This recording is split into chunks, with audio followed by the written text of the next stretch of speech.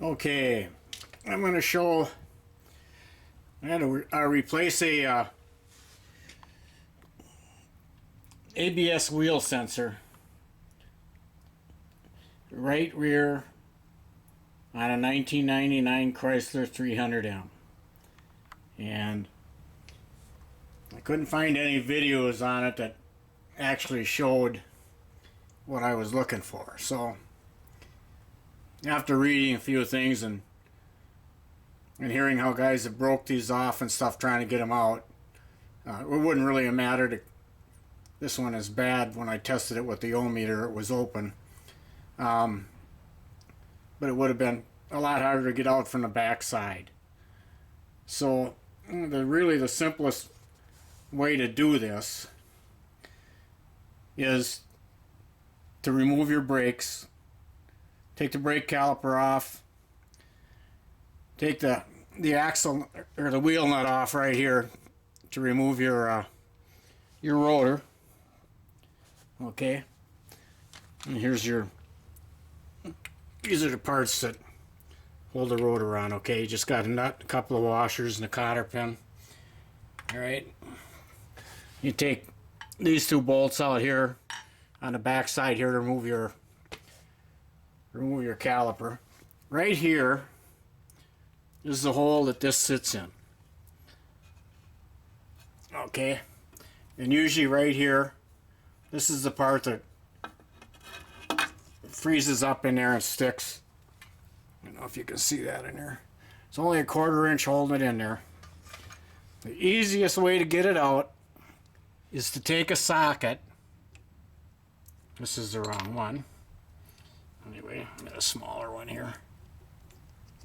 A socket that's about the same size. I think this is the one I used. And just gently tap it out.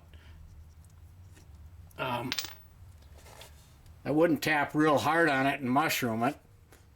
And I did put PB Blaster on this and let it sit overnight. Alright, it didn't take, I tapped it pretty gently. It actually came out pretty easy. This car's got over 100 and I think I've got around 108 or 110,000 miles on it. And you can see it's got a lot of rust on it. So that was pretty corroded in the back. Alright, you do have to take out the one bolt here that, here we go. This one bolt here on the back side, if you don't already know that, before you try to tap it out. Anyway, came out real easy. I got a Dremel tool. I'm going to go get the Dremel tool. I'm going to take a little wire brush and I'm going to clean up that hole a little bit. And the new one is sitting right there. And that's going to go in. And hopefully my ABS light will go out and I'll have track will be on again on this thing too.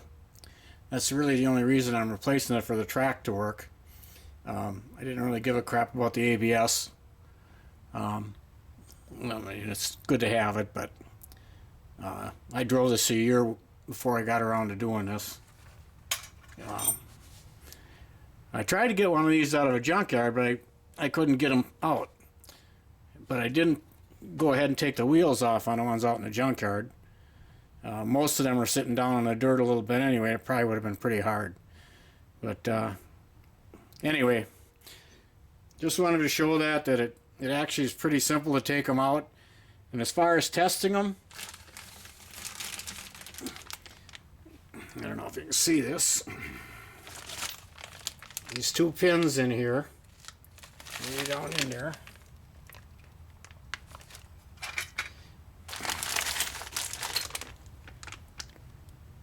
There's two pins in there. You just take an ohmmeter across there, and I think if I remember right, the book said 800 to 14,000 ohms resistance.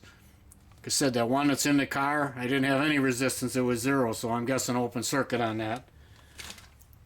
It is kind of gummed up with metal shavings and stuff on there, which might have had something to do with that. And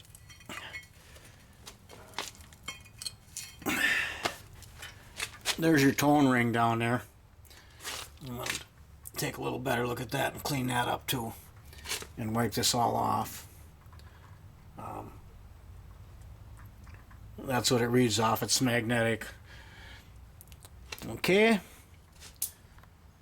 so that's it for this video. How to remove an ABS wheel sensor on a 1999 Chrysler 300M. Okay, real quick here on the ABS wheel sensor, right rear on a 99 300M. This is where you unplug it right here. If you can see this real quick here. Right here, the hole is right below that wire harness. I'm not going to try and get in there any more than what I already am. That's good enough. You have to just pull your back seat ahead. And then lift up the trunk covering here, and you'll find it. Not real rocket science there. Anyway, figured I should maybe show that anyway. That's it. It's all back in. All I gotta do is plug it together right there.